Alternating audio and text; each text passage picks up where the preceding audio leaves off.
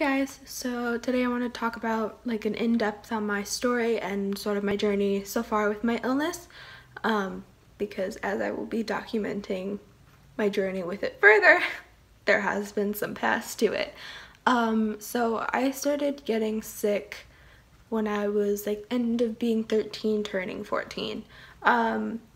With AMPS specifically, it can be triggered by illness, injury, or stress. Not knowing what was happening at the time, maybe we would have caught it sooner, but my symptoms were very limited. I only had joint pain and fatigue. So now with my joint problems, we don't know if that would have been a factor or if it's like everything else.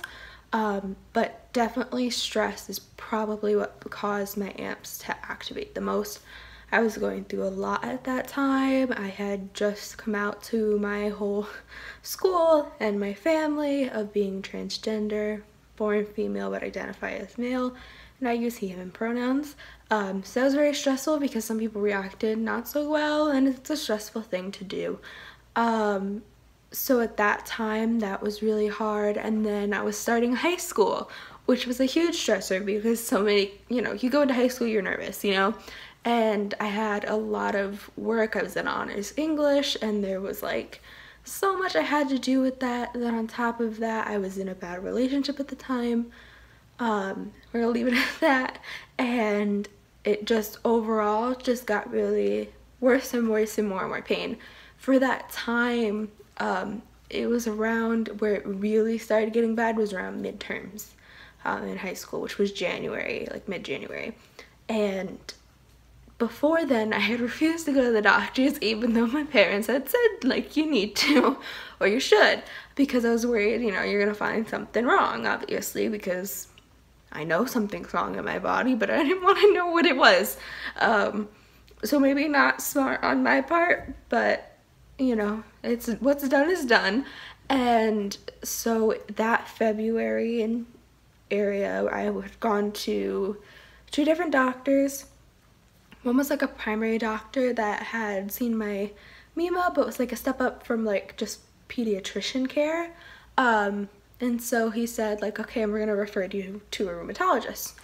So I went to the rheumatologist. We had all this blood work like redone. I think I had like 3 different like blood work tests of like the same test, and everything came back negative, which can be very common for people with chronic illness unless they have something that would show up on a blood test. So they diagnosed me with fibromyalgia because at the time, that was sort of what my pain looked like. Now we know that it's AMPS. Fibromyalgia is under the AMPS umbrella, but for me, I have so many different symptoms. So we just call it AMPS. We don't say like R&D, CRPS, like, for me, it's just the overall. So as time continued, I got more of my pain, the pain levels went up. I saw a group of doctors for pain management. Now looking back, we understand why it didn't work, because we were just giving me medicine that for maybe someone with fibromyalgia that would have worked, but since that's not exactly what I have, some of the medicines, I guess, that I was using, I found out later wouldn't really help people with fibromyalgia. So there's like a lot of things that maybe we could have caught sooner, but we didn't know. But it just continued to get worse, and we were basically masking the pain as much as we could, but the pain continued to get worse and worse, so as more medicines were included. During that time, like 14 going into 15, my stomach problems got worse. I was not able to eat like lactose as much, and then it completely was gone. I love spicy foods, no spicy foods. There was no caffeine. As time went on, like sugar was less, but also because I used to have like ice cream all the time and then did not have lactose, ice cream was a big trigger for that. So that definitely stunk, but that was only the beginning of it. As that continued, stomach pains were worse. I couldn't handle being in school all the time. I was in school a lot of the time, but I missed a lot of days. Where I live, it's like only 10 days you can be absent, and then you need a doctor's note for every time after. Like, for me, being chronically ill, sometimes you're not in school all the time. The beginning of sophomore year, I was starting to get dizzy, very like lightheaded. I felt very disoriented, like I'd walk in the hallways and I'd bump into chairs and desks and walls, and they said just drink water and eat a lot of salt. So I did that and it calmed down for the most part. Basically those months went by and I just continued to decline slowly. I kept on saying like, oh, I'm in pain, and my pain was getting worse, but no one was in my body. So it was like, how much do we know what is getting worse exactly? And since we were getting more and more medicine, I was, you know, somewhere around at the beginning of all of that, like a 3 in pain, later on getting where I probably would have been at a 6, the medicine brought me back to a 5, and then a few months later I'd be back at the 6. So it would just continue to progress. So my baseline was pretty much a 6. Around January, February, I don't know what exactly was stressing on it. I honestly can't tell you. But I mean, I definitely deal with anxiety, and a lot of people with AMPS do deal with anxiety. So everyday things could have just made it worse over time, and we weren't really knowing what symptoms to look for. So January, February, I was not going to the bathroom. Like, it was every 4 days where I'd go to the bathroom. So as you can imagine, you're eating every single day and you only go to the bathroom like twice a week-ish. You're not getting everything out of you, 1. And 2, on the days I did go to the bathroom, it was not enough. So it continued to get bad, and March 1st, for some reason, it was a great day. And I had like lots of fun. My boyfriend was like with us in chorus. We had a substitute for chorus, and like me and all my friends were hanging out too. I was working on a project that I loved. Like, it was a great day until the night time. I thought I had like, oh, I gotta go to the bathroom because I had not been going. So I was like, okay, I'm gonna go. I stand up and I'm like, oh, I'm gonna puke. I'll go upstairs. Why would I walk up the stairs? My mom walked behind me and I collapsed on the stairs. It was the first time I ever had passed out. There had been times in the past I was close to, but I never did. I was out for 7 to 10 minutes, I believe. I don't remember all of it. I only remember parts of it, of like everyone yelling, getting me into the bathroom just to sit me down, and my dad was trying to keep me awake and hold me up. And for parts of it I was completely out, and parts of it I was there but I couldn't move. So 911 came and they put me on oxygen and fluids. I was very out of it. We went to the hospital, and basically what they did a CAT scan, and they found ascites, which is fluid in the abdomen. Some people do have a little bit of fluid more towards like the pelvic area in their abdomen. That's normal, like a little bit. But for me it was a lot more, and we didn't know until the end of my hospital visit that it was around my liver. Normally when there is ascites in the abdomen area, that it is often caused by liver problems. So they transferred me up to a pediatric hospital, and they did all these tests. My liver was fine, my heart was fine. They said those are probably the main 2 that would have caused it. We're gonna go in and take the fluid out of you with a syringe and do an endoscopy at the time. The fluid disappeared within, I think, 2 days, which for them, that wasn't normal. They ended up doing the endoscopy, and so I had gastritis, which is like irritation, sort of like a wound in the stomach. So we believe that was from me taking Aleve and Advil like at least 8 times a day for months and months and months, like almost a year. So which can happen. It was only a moderate to like mild case. When it gets severe, it could cause internal bleeding. They caught it quickly, which was good. So I was discharged. They didn't know what it was. They said, just go home. We can't do anything now. And we went home. A week passed and I was throwing up like crazy. We were all worried at the time. we thought it was a stomach bug. It could have been, but probably not. With me, any anxiety or adrenaline, it causes my body to physically present that, where someone might not have that, like someone without AMPS or someone without a chronic illness. They won't have the physical effects of stress the way I did, which was throwing up and going to the bathroom a lot. I still wasn't completely emptying my system, but I was not retaining any fluids, so they brought me up to the hospital. Again, the pediatric one. They did an ultrasound and the fluid was back. Not enough for them to say, okay, we need to go in again. They didn't want to risk it, so we just stayed there. It disappeared in a few days and I was brought home. So another week passes and I did not go to the bathroom for 9 days, which that is ridiculous. I could see my large intestine through my skin.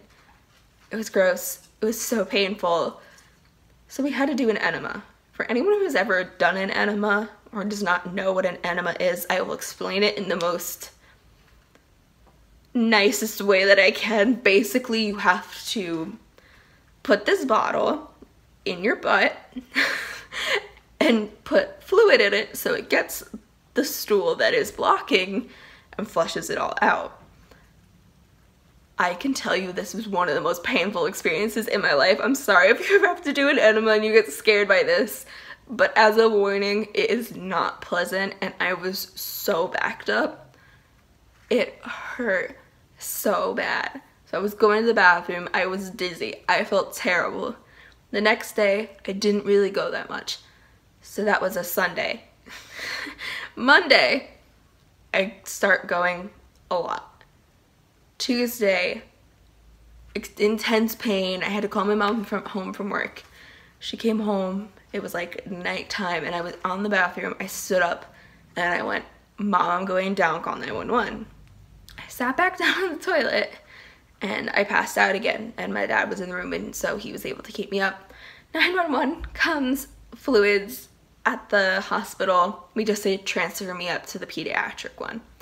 So at like 3 a.m. we're back up there. The fluid's back. Of course the fluid's always back. At this point I think we did, what test did we do? I think at this point we did a video endoscopy, like a video capsule. Basically, they give you this big capsule. I have it somewhere in my house. But you have to clean out your system and you swallow the pill and you get all these stickers all over you and a huge box. And these stickers track all the pictures that this camera takes. It takes 2 pictures a second. And I think it runs for like a long time. So it would be able to see more into my small intestine. They were confused because at the first hospital visit, there was a possibility of bowel thickening, which is sort of like swelling in the small intestine. So they wanted to know if there was more to the story in there. But an endoscopy can't go completely into your small intestine, only the little beginning. So we do that. Nothing else is shown. We had known the gastritis in my stomach and partly in the beginning of my small intestine. So they basically say, oh my gosh, my guinea pig scared me. So they said, we're gonna put you on all these medicines to help you go to the bathroom. You have to eat in small amounts throughout the day. Train yourself every time you eat to go sit in the bathroom for a few minutes. If you don't go, get up because you're spending hours in the bathroom and that is not good for you. Basically what happens when you are constipated. When you are constipated, you have your stool in your large intestine, colon, it's the same organ. Over time it will expand because so much stool is left in there. What the large intestine does is it draws the liquid out of the stool. Because if you think about it, you absorb liquid through your food. But when most people go to the bathroom, it's not liquid. What my problem was, because my large intestine had expanded so much, it was able to hold that much stool. With that, it would pull out the liquid. So they gave me Miralax to what that does is puts the liquid back in your stool. So then over time, as my large intestine goes back to its normal size, it won't be easy for me to get backed up again. And then they gave me Amatiza, which would keep my intestines pumping at a good rate because we suspected that they weren't moving as fast as we wanted them to. No tests have been done on that though. So a month goes by, I was doing pretty good, getting some of my endurance back, being able to walk a little bit, and then I was in the hospital again. This time I woke up, it was like 2:30 in the morning, and it was agonizing pain. Like, my mom was sleeping on my floor, thank God, because if I had gotten up, I probably would have passed out from the pain. My parents drive me up to the pediatric hospital, so we get there around like 4 or 5 in the morning. They do all these tests, and so your large intestine goes like this in your body. So this part's called the ascending, transverse, and then descending, and then it goes out of you. The ascending to transverse part, like this area, was swollen with bowel thickening. From the first time they thought possibly it could have been, they were now a little bit more concerned with this, and the fluid back too. So it was a lot of things. I did so many tests. I had MRIs done, I had like 2 CAT scans done. One was like a normal CAT scan, another one was a way to see all of my, what's it called, blood vessels. My phone, sorry.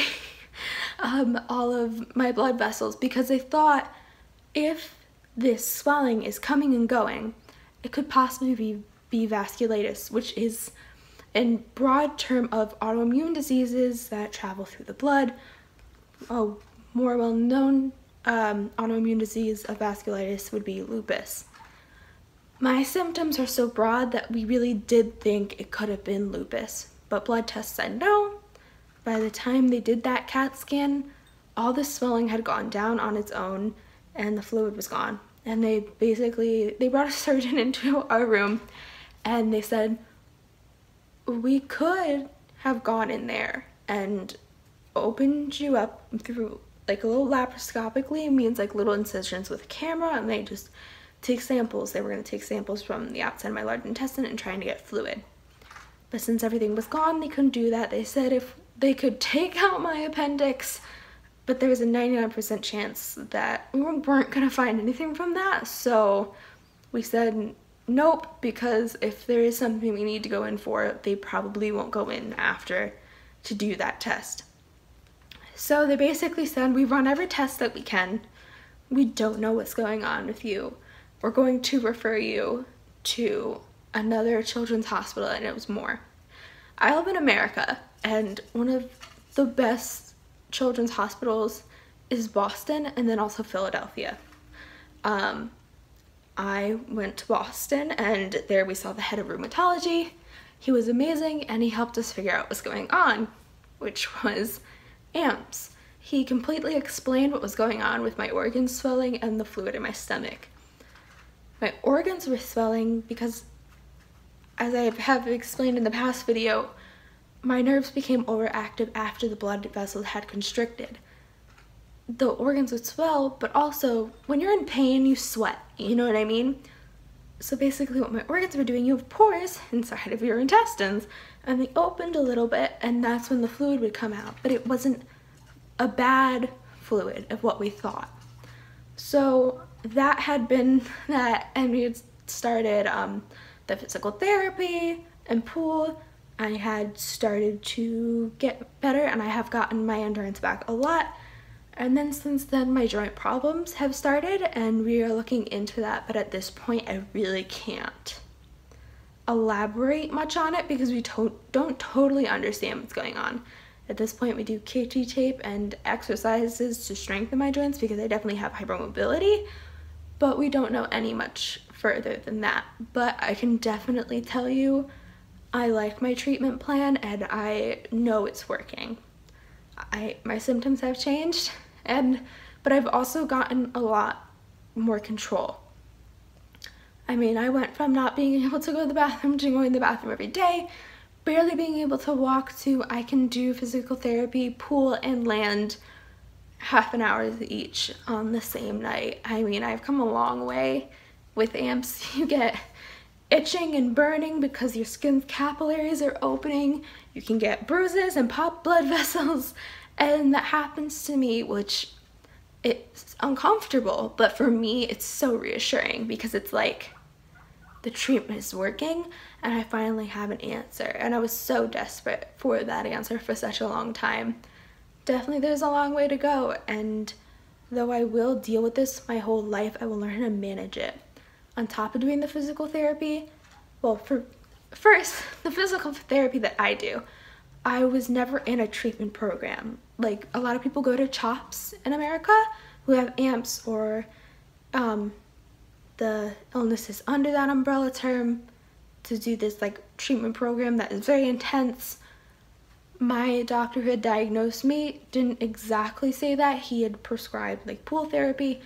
Personally, for me, I like that because it helps me sort of like gain a regular lifestyle and control over it, but I can acknowledge there's so many people who have great results from those treatments. So that's where I have been. Cognitive behavioral therapy has helped a lot. I will do a video on what I've been taught in cognitive behavioral therapy. This definitely helped. I have seizures a lot. I mean, sometimes I get like a week without them when we're celebrating, but fortunately over time with what I've learned, I have pseudo seizures. They're not epileptic. I can control them after they start. The only time I really wasn't able to control them since was one day early July, and it had sort of manifested in the part where I wasn't breathing as well, so we had to call 911 so they could help me. But other than that, I've really been going far. It's a tough road. The past few weeks have been tough for me. I mean, I've been having trouble eating and keeping it down, and the joint pain. But my favorite like quote for me is, healing is not linear. There's no way you're just gonna shoot up. You're gonna go up and down. You don't know how long the downs are gonna last for, or how long the ups are gonna last for. And that's okay. You just have to know you've gotten through your worst days. You can get through all the other ones. I don't care if you were in the hospital before it or if you were at home in bed, you made it through either way. And for me, what helps me is, worst comes to worst, I know I have the option of going to the hospital, but I have dealt with so many episodes at home. And if my day is being able to go to the store and physical therapy, then that's great.